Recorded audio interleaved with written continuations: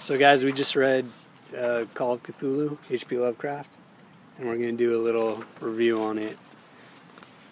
It's actually called The Horror in Clay. And what does the horror in clay refer to?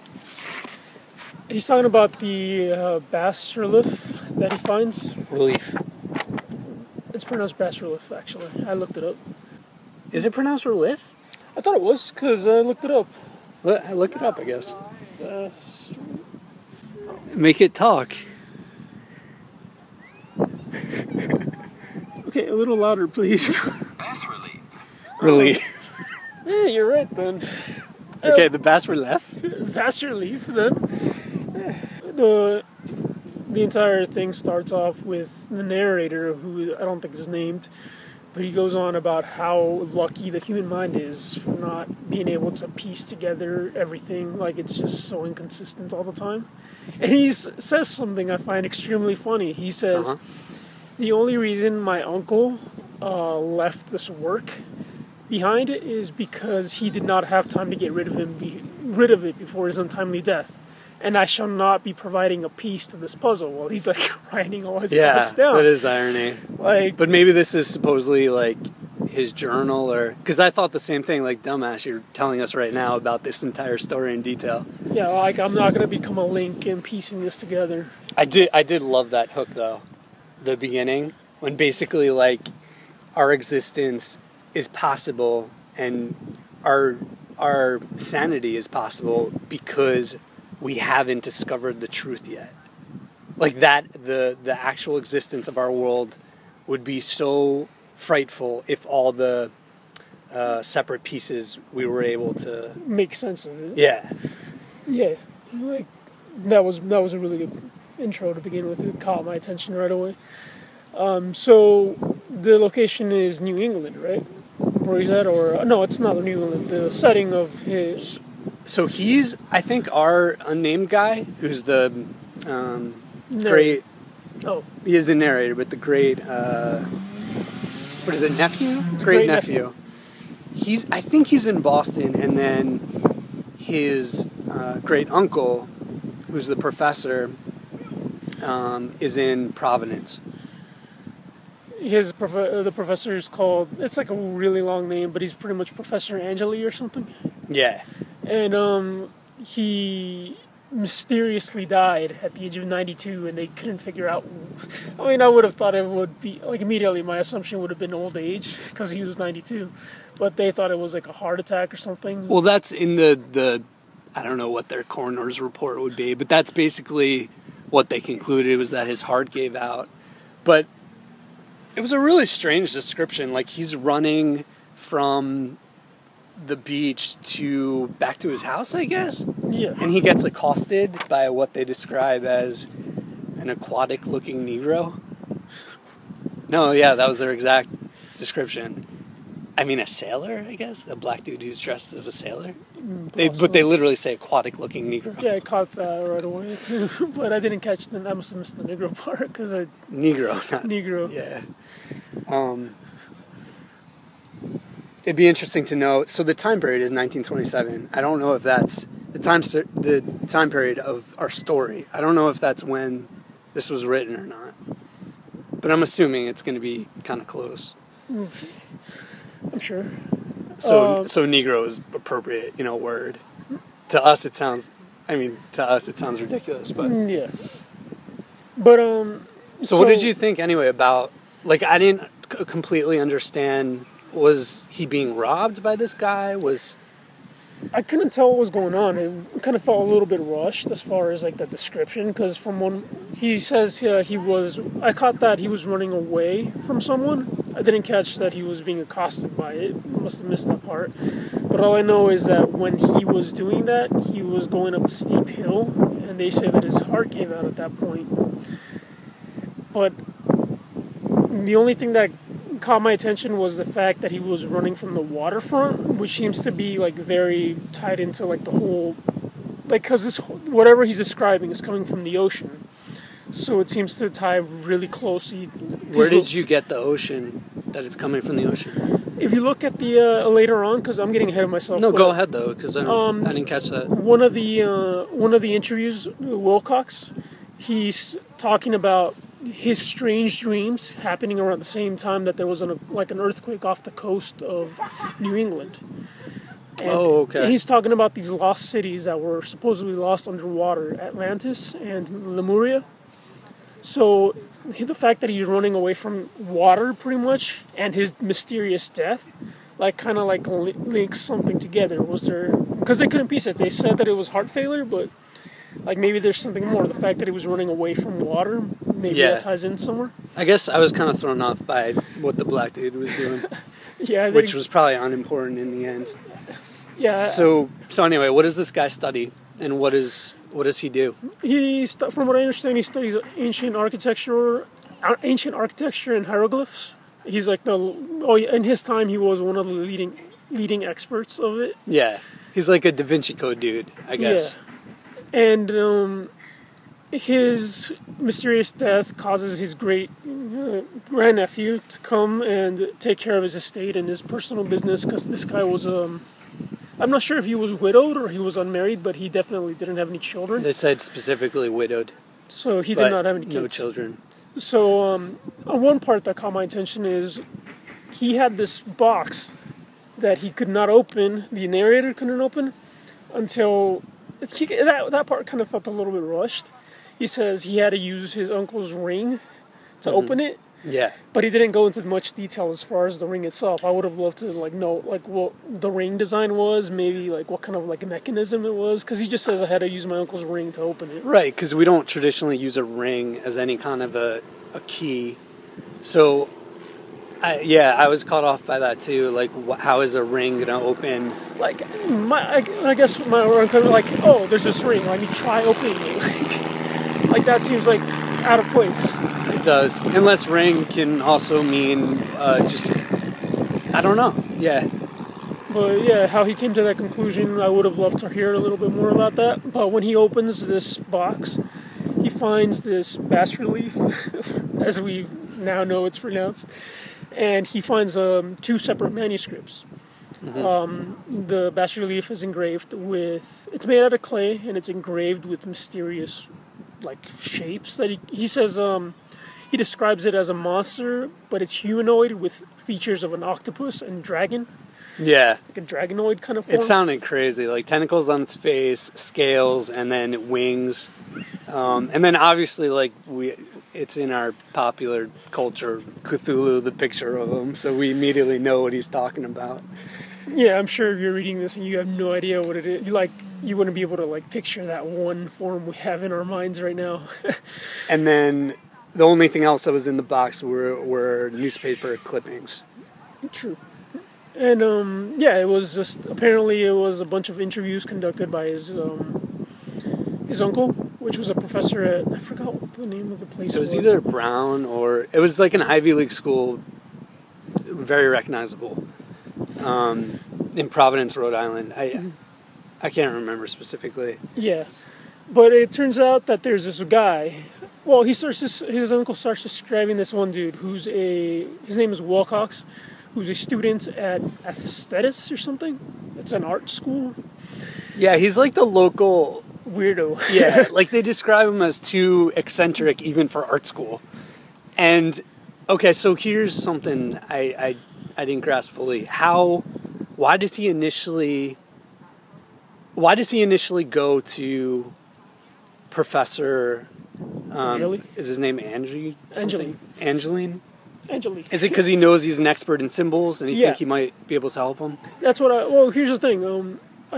Something else that was a little off to me is you think this professor, if he's studying hieroglyphs and ancient architecture, I'm not sure if he was coming more from the paranormal, the occult kind of thing, or was he more towards science, the professor? Oh, by occult you mean theophasm? Well, my point is, it sounded like the narrator did not think his uncle would give this guy 2 minutes of his time, because this guy was described as really eccentric, out there, and not even his own school, who was known for just being very open and non-conservist. He did not really want anything to do with this guy. So my question is, like, why did this professor, who's like renowned around the world as like the leading like hieroglyph expert, like give this guy so much time, like when he was a known eccentric crazy person, you know? So do you think he was leaning more towards that area of his field, like the mysterious and unknown? Yeah, well, he could be interested in that in his field. And then we also know he verified the guy's story. I mean, he wasn't like immediately, oh yeah, you're right. He correlated it with everyone else's dreams, right? Well, we didn't get that until the last part of it, but it sounds like this was the beginning focal point of like where his interest came from, because this guy comes up to him and brings him this bas relief, and he wants him to identify it, and he looks at it and says, "This is brand new." Like, it sounded like he thought this guy was insane. He's like, "This is obviously freshly made." So he asks the guy what his deal is, pretty much. He says, "Oh, I made this myself after having dreams." And I like his explanation. He's like, dreams are older than anything else in this planet. Like, that's how he like kind of like tries to convince the professor to help him out. That was Wilcox's explanation. Yeah, that dreams are older than anything. Yeah, like they're older than your monuments and your architecture. So, and that ties back to why the question of why the professor took him seriously. He saw the symbols on the relief and pieced them together with information he already had. Well, that's my point. Like, did he have that information already at this point? Because we don't know. I don't feel like we I think know the that. symbols seem significant to him. You think that he had already Yes. like an idea of what was going on before this guy came up to him? Not an idea of obviously what happens and what it means, but I think he knew that it was significant, that it wasn't just like Ramblings a of fantasy crazy. drawing. Yeah. Enough to try to go and find out what's going on with these dreams. So, he starts interviewing this guy who tells him that he sees these cyclopean architecture in his dreams. Yeah. And a figure that's Do you know what cyclopean is? I think I know, but I'm not... Go ahead. What's cyclopean? Oh, tell me, please. You're using it like you're an authority on That cyclopean. sounds to me like it's kind of architectural that you would see like in... Like, the way it sounded to me, it would be like just... Like what you would find in mythology and stuff like that. So I looked it up. It's specifically undressed, huge boulders and rocks. So it's like a landscape of like Titan that you would think of as like a Titan landscape. That's what I immediately thought of, like like the old tales of like you know, the Greek tales where you go like, for example, Odysseus is like romp on the Cyclops Island and stuff like that. Right. That's what I was thinking. Like a giant who just like throws boulders together for his landscape would be cyclopean landscape. So he sees that, like all these buildings like that, and then in his dream he sees a figure he can't quite make out, and it's making noises. One of them is, like he says like he doesn't hear it, but it resounds to him, kind of like he feels the noise, sort of. Like, it was kind of weird, the explanation of it. He says he doesn't hear sound, but he can make it out. Yeah, well, I mean, it's pure evil, so it's not going to be like perfectly articulate English. It's going to be more feelings and, yeah, they describe it as like if you had to voice it, it would be Cthulhu something. There was a second.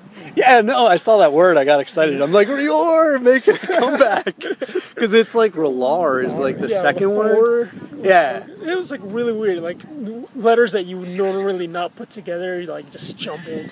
Which is kind of the point. Yeah. So yeah, Cthulhu is very prominent, like in his dreams. He keeps hearing this. Well, he keeps hearing, quote unquote, these voices, seeing the same figure, and the professor starts interviewing him nightly, pretty much, right? And then one other thing besides the Cthulhu figure that he sees, like I thought it was cool. All these huge rocks, they're like dripping with weird ooze that's like falling down. It's just a little detail that I found creepy and kind of cool. And he even ties it down to. Here's something else. When I was talking about the lost cities, Lemuria and Atlantis, he somehow makes a correlation between that. he mentions them in there somewhere. He doesn't really specifically say that they're related to them or anything, but I just found it interesting how they put them in there. Wilcox or the professor? The narrator. He mentions the two lost cities. Okay. And I'm not sure if that's going to be important later on for the story. Maybe Cthulhu has something to do with them. I'm not sure. I can't remember the context of... I remember them mentioning Babylon, too, the gardens. Oh, he said something like... I thought he mentioned those places in a way to contrast it, like, it's just as real as the Babylonian gardens, or... I can't remember specifically. He used it as, like, a literary device. Oh, to, like, kind of, like, make a comparison of how, like, yeah, what he was what he was describing or something. Yeah, that would make sense. Because I don't recall him mentioning it. Like I said, I didn't recall him mentioning it as a form of, like, tying it in together. It was more like an aside than anything else. And apparently this guy Wilcox stopped showing up at one point, and he finds out that he's come up with a fever, and is just... It's not really I'm not sure how he describes it. That's the thing, yeah, he's delirious. He's symptomatic of a fever. He's like, if you saw him, you'd be like, you have a fever, but you touch his head, and he wouldn't be warm. So he's not... he's not actually sick. He's delirious in bed. And it goes on for 10 days. Yeah, he goes on from March... Well, he stopped contacting him on March 23rd, but we find out that he comes down with this delirious symptom on March 22nd, and he snaps out of it on April 2nd, Wilcox. And he's in contact with the doctor constantly to check up on... And the doctor's telling him, oh, he's still having this delirious, like, mental breakdown, talking about weird symbols and shapes in his dreams. And just on April 2nd, Wilcox snaps out of it. He just sits up in bed, apparently, and is like, what's going on? Where am I? Yeah. What do you think caused him to just break out of it? I'm not sure. I don't think I have enough context to, like, make an assumption on it. Yeah, it is really strange, though, like, because it's a full recovery to the point where he's like, what am I doing here? Like, what have I been doing for the past 10 days? And he has a complete amnesia of what's been going on for 10 days. He lost 10 days of his life. And apart from that, after he snaps out of it, he stops having those dreams. He doesn't recall anything. He can't... Yeah, well, I mean, he has, like, normal, boring-ass dreams, like, whatever. No dripping cyclopean environments and Cthulhu's. So the professor goes and starts interviewing just random people about their dreams, which is so awkward. No, it's not only that. This is the biggest part. This is the most interesting part of the entire section that I thought. He starts looking into things. You're right. He starts randomly asking people to tell him about his dreams, and it seems to affect the scientific community just a little bit. But for the most part, it seems that the artists are the ones who are kind of like giving him a lot of feedback on it. Yeah, definitely. Like, more than artists, though, and he's particularly, like, the insane people are really affected. And it's around the world, too. He's talking about, like, these tribes down in Africa and, like, India, like, performing weird rituals, and people, like, talking about just strange symbols all over the place, and insane asylums. Right, some dude in London, like, kills himself, jumps out a window, screaming some crap. Although, worldwide, just to play Cthulhu's advocate, I'm sure crazy shit happens all the time. So if you wanted to tie everything together, that's not, like, compelling to me. The thing is, he's tying them all together to, like, similarities he heard from Wilcox, you know? He's, like, putting together pieces. He's not just... I don't think he's just bullshitting his evidence, like, tying it in to fit... Like, tying in evidence to fit his theory, kind of. Right. He's looking at things that kind of make sense to what he has so far. And the thing is that all these events happened between the 22nd of March and the 2nd of April, which is where Wilcox was hospitalized, if you caught that. Like, no, absolutely. I absolutely get that this mass hysteria occurred worldwide. I guess my point is, like, I would just not be convinced at all if somebody presented me this argument. You would question it. Because worldwide, crazy, you can find crazy shit that even back then, Yeah, you could that is easily true. find crazy incidents that happened in any 10-day period. The compelling evidence is that there's so much similarity in the dreams. And the sounds, what the people hear. Meaning Cthulhu? Yeah. So that's your best evidence right there. If people are hearing the same word. And then if I was assigned to this, to investigate it, my next question would be, are these people in communication with each other? Is it some kind of mass hysteria? I think because of the time period, I don't think they would have been in communication with each other, only because it would be so difficult in 1927 to do. We didn't have internet or anything back then. But another thing that is interesting is that he says that as far as he knows, nobody has made any parallels between all these incidents except for him. Which is so unrealistic. Maybe A worldwide event, people are screaming Cthulhu. Well, like you said, strange things happen all the time, so maybe they disregarded it as Daniel, there's a difference between strange things happening all the time and hundreds or thousands of people saying Cthulhu, I heard Cthulhu, and someone else not connecting it. It's definitely, that is not possible for that to occur. More than one person. It was a different time period. I mean, the story's awesome, but that part is silly. Yeah. That the one guy going through his dead great uncle stuff is the only one discovering this. I think there's more to it than we realize so far. Maybe Yeah, you're right. no, we don't specifically know that other people haven't stumbled onto this. Maybe he had other connections. There's even some hints of like a cult who knows kind of what's going on. Yeah, like the guys with the robes and shit. Yeah, that's what I caught too, like rituals and stuff going on. So other people absolutely could have connected what's happening. And it, like I said, like I mentioned earlier, it tied down to that one earthquake in the ocean that happened. So maybe something was woken up or something. Oh, that's a cool idea. So yeah, maybe that's the right now so far. That's my best guess as to what's going on. Maybe something happened with that earthquake, or some kind of knowledge, because the beginning is all about. It's like so anti-scientific. It's like that is the worst thing ever to have knowledge. So maybe this cult, maybe they discovered something that's awakening now Cthulhu. Just knowing about it, that's like, what is that legend of just knowing about it? It becomes like it, kind of Stephen King. I feel like the kids, like just knowing about it, they suddenly saw it. Just drawing power from the fact that somebody knows about it. Yeah, like kind of fear, hysteria that it's it kind of a causes motif gives in it horror. strength. So maybe that idea is going on.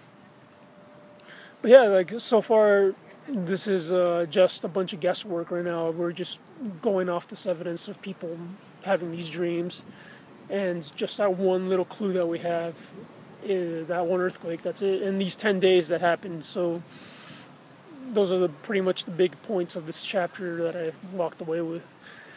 All right, cool. Is there anything else you wanted to talk about? No. So part 2. What is part 2? The part 2 is hold up a second. It's called I can't read it. The Tale of Inspector Legrasse. Okay, cool. So we'll review that next. Yeah.